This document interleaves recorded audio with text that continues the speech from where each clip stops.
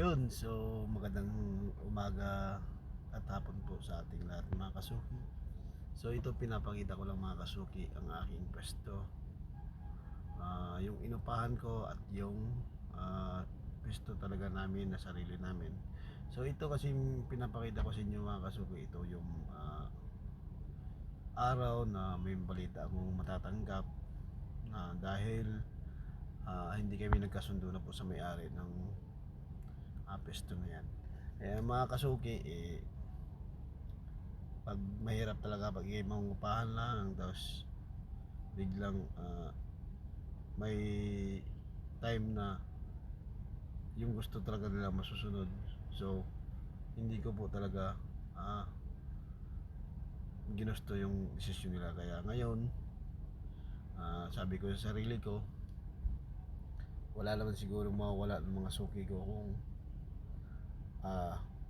bibitawan ko na lang po yung pwestong inupahan ko, dahil kung ano din po yung luto ko nung naupahan ko yan, siguro kaya ko din naman po dito sa dati ko at nasimulan ko pong nilutuan at hinuhugasan. Pero lang sa panahon ngayon medyo sisikip na tayo, dahil nung nangungupahan pa ako, medyo dumadami po yung luto ko. So ngayon titingnan ko ulit dito kung hanggang saan po ulit ang kaya kong lulutuin.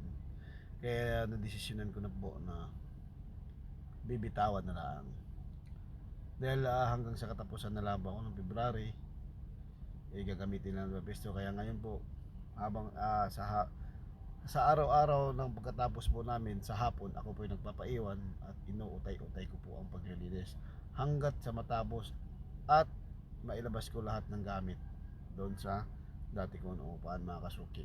So yun, sa aking sarili, medyo masakit dahil ilang taon din kami dyan, simula ng pandemic, nandyan na po, naupahan ko na po yan. So wala akong magawa, decision po na may-ari. So bahala na si Lord anong plano sa buhay natin. Basta tuloy-tuloy lang po mga kasuki ang pagluluto po namin para sa inyo, sa mga kasuki ko. Wala po, wag po mag-alala, lagi po tayo bukas at lagi po fresh ang ating mga paninda mga kasuki. So mga kasuki, yung pinapakita ko po yun po. Yan po ang ating bagong yan po yung ilalabas ko pong mga gamit. So mga kasuki, sana naman po andyan pa rin po kayo sa laban ko. Sa laban ko sa buhay, sa hamon ko sa buhay, para po sa inyo at para din po sa aming pamilya. Alam ko po wala pong iwanan sa hanap buhay po. Kaya tuloy lang, laban lang hanggat kaya pa natin mga kasuki.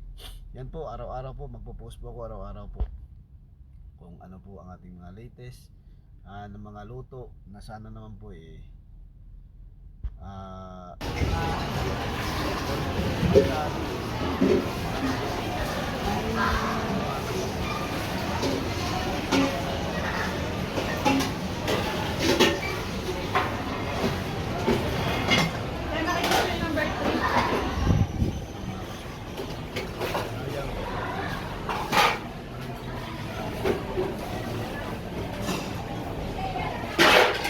ngayon magkasama din po na lakbay. Ning dudurugin ha. Pagdating sa 3, durugin.